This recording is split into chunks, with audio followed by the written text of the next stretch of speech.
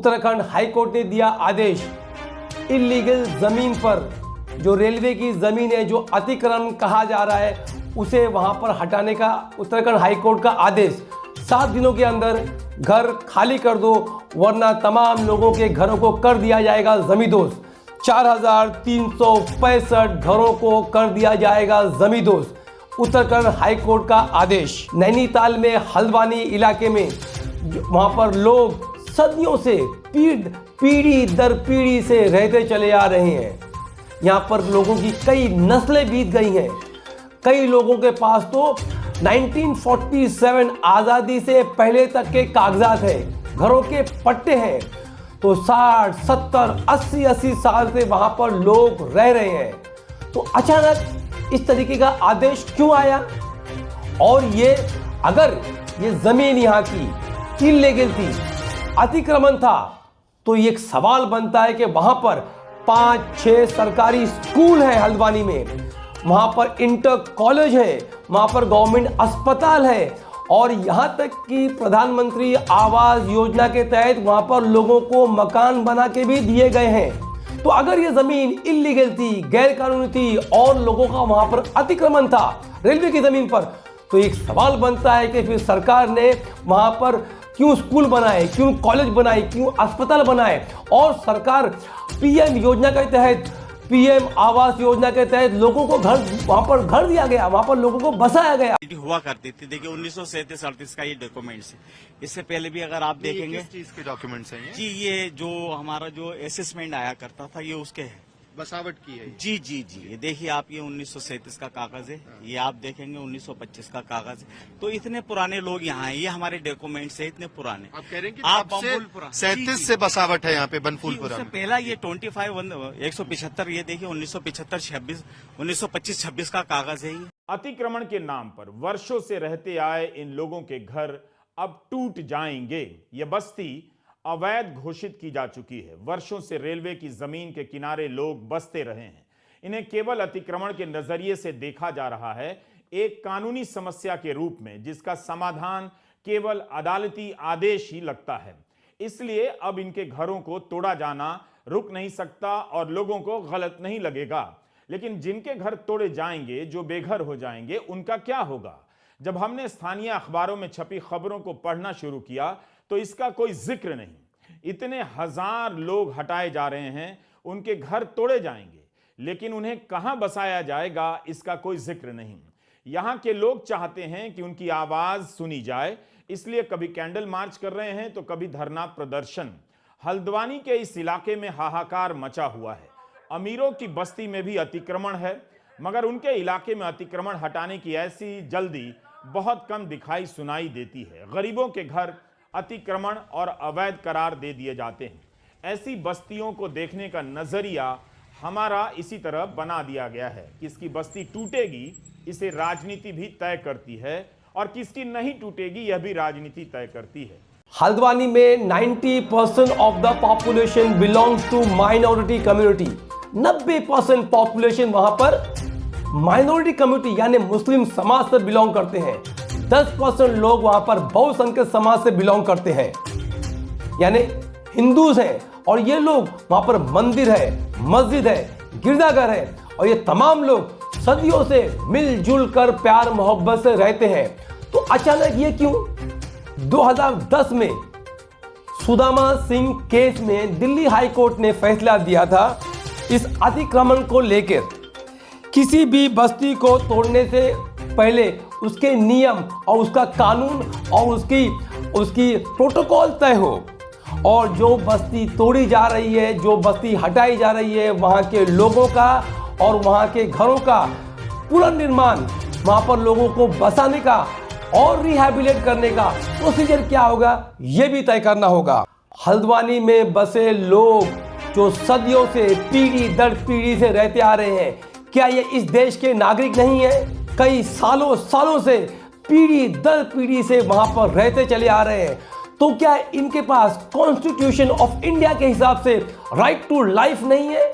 नहीं, हर एक इस देश के नागरिक को राइट टू लाइफ है। तो कम से कम उसके तहत इन्हें इस तरीके से घर तोड़ के बेघर नहीं किया जा सकता।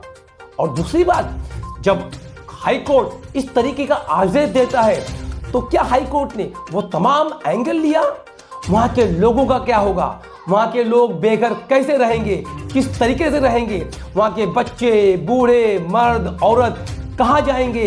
वहां के मरीजों का क्या होगा? वहां के बूढ़ों का क्या होगा? वहां की महिलाओं पे क्या बीतेगा? और सबसे बड़ा सवाल, जो बच्चे वहां पर है, जो बच्चे स्कूल पढ़ते हैं, कॉलेज जाते हैं, उनका भविष्य क्या होगा? अगर उनके मकान तोड़ दिए जाएंगे, उनका फ्यूचर बर्बाद कर दिया जाएगा, उनका एजुकेशन खराब होगा, तो उनका फ्यूचर क्या होगा? उनके भविष्य से खिलवाड़ नहीं है ये? 2019 में मोदी सरकार ने 1731 इलीगल कॉलोनीज दिल्ली की, उसे लीगलाइज करने के लिए संसद ने प्रस्ताव पास किया ताकि वो जो इलीगल दिल्ली की कॉलोनीज है उसे लीगलाइज कर दिया जाए, लीगलाइज करा दिया जाए, ताकि वहां के लोग अपने अपने घरों की रजिस्ट्री कर सके, अपने नाम पे घर कर सके। और तकरीबन 40 लाख लोगों ने अपने नाम पे पट्टा कराया। तो जब दिल्ली की इलीगल कॉलोनीज को लीगलाइज किया जा सकता है तो हल्द्वानी में क्यों नहीं? ये भेदभाव क्यों? आपको दिल्ली के लोगों का, लाखों लोगों का वोट चाहिए, वहां के लोगों का वोट चाहिए, शायद इसलिए। और हल्द्वानी में जहां पर लोग रहते हैं, क्या ये लोग इस देश के नागरिक नहीं हैं? वहां के लोगों से, हमारे वरिष्ठ पत्रकार है अजीत अंजुम, वहां के लोगों से उन्होंने जाके ग्राउंड रियलिटी देखी, वहां के लोगों से पूछा रियलिटी क्या है, क्या हकीकत है। आप ये वीडियो है, आप सुनिए, शॉर्ट वीडियो तो उन्होंने बहुत लंबा डाला हुआ है, मैंने शॉर्ट क्लिपिंग बताया हूं कि वहां के लोगों का रिएक्शन क्या है और वहां के लोगों की ग्राउंड रियलिटी क्या है। आप ये देखिए। ये अब यही समझना ज़रूरी है कि अगर 40-45 साल 35 साल से कोई हाउस टैक्स दे रहा है, उसके पट्टे और कागज़ 60 साल 70 साल से है, तो फिर अचानक ये इतने सालों बाद इस तरह से फैसला आना और फैसले के बाद ये माहौल बनना कि अब यहाँ बुलडोजर चलेगा, उसकी वजह बुनियाद भी समझने की कोशिश करेंगे। क्योंकि रेलवे की ज़मीन नहीं है, ये रेलवे ने पहले कभी उस तरह से नहीं कहा कि 78 एकड़ उसकी ज़मीन है, 29 एकड़ की बात थी, लेकिन अब 78 एकड़, और वो ज़मीन जो सरकारी ज़मीन थी, जो नजूल की ज़मीन थी, जिसके नजूल पॉलिसी के तहत बहुत सारे लोगों को फ्री होल्ड किया गया, फ्री होल्ड किया गया। और उसके बाद हाउस टैक्स से लेकर, और फिर बार बार रिपीट करूंगा कि ये सरकारी स्कूल है, इतनी बड़ी इमारत यहाँ खड़ी की गई है। अगर रेलवे की ज़मीन है, इंक्रोचमेंट है, तो ये इमारत भी यहाँ नहीं बननी चाहिए थी। 5-6 स्कूल हैं, सरकारी स्कूल, इंटर कॉलेज है, छोटे स्कूल हैं, प्राइमरी स्कूल है, और मंदिर मस्जिद तो है ही। सुप्रीम कोर्ट ऑफ इंडिया ने उत्तराखंड हाई कोर्ट के ऑर्डर को स्टे करते हुए तत्कालीन तौर पर फिर वक्त के लिए हल्द्वानी के लोगों को राहत दी है और ये कहा है कि 50,000 people can not be evicted overnight. 50,000 लोगों को रात भर में वहां से हटाया नहीं जा सकता। सुप्रीम कोर्ट ने अपनी टिप्पणी में कहा, while carrying out an eviction drive, state must respect the constitutional right to life, livelihood and housing.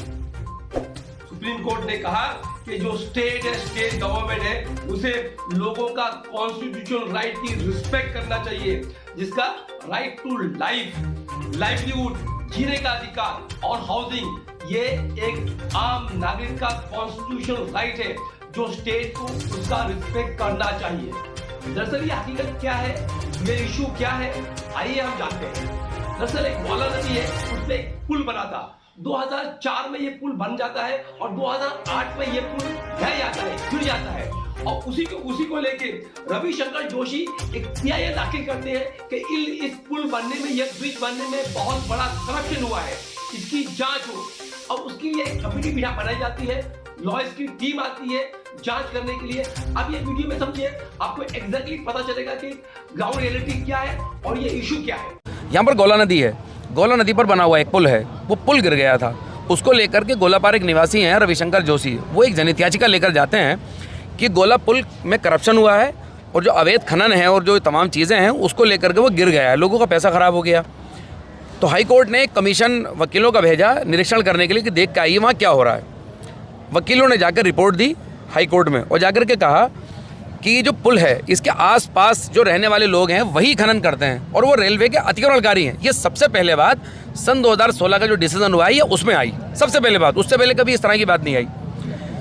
High court railway को बुलाता है, रेलवे से पूछता है ये ज़मीन आपकी है? हाँ साहब हमारी है। और वहाँ से 10 हफ्ते में इन सभी लोगों को 29 एकड़ का एफिडेविट उस समय अतिक्रमण का दिया था रेलवे ने। 29 एकड़ दिया। 29 एकड़ का एफिडेविट के साथ कोर्ट में कहा था कि ये ज़मीन पर अतिक्रमण है हमारा, और ये भी कहा था कि 10 एकड़ हमने सन 2007 का उसमें हवाला था कि खाली करा लिए।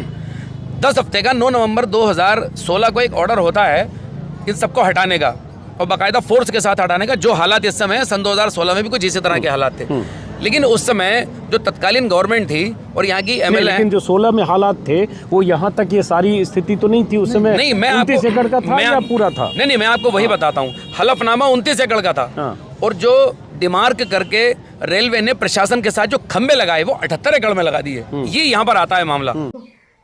रेलवे तकरीबन 400 रेलवे स्टेशन को बेचने की तैयारी कर रहा है, 90 पैसेंजर ट्रेन बेचने की तैयारी कर रहा है कि हमें कोई भी काम, हर काम देश हित में, लोगों के हित में करना है, लोगों के हित में सोचना है। कम से कम हम हमारी तौर से वहां के लोगों के लिए दुआ कर सकते हैं, प्रार्थना कर सकते हैं कि उनके साथ में इंसाफ हो और उनकी छत बची रहे। Thank you very much for listening.